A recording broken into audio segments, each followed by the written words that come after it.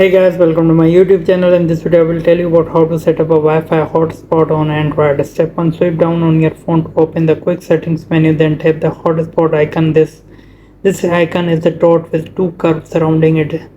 Step 2. If you don't see the icon, try tapping the pencil icon and see if you can add the hotspot icon to your quick settings. This is useful for quickly setting up your hotspot in the future. Alternatively, see the step below to get started via settings. Step 3. To set up via settings, open the setting app on your phone, tap connection and sharing, then tap personal hotspot. Ensure that the personal hotspot toggle is switched on. Step 4. It is advisable to set up a password for your network.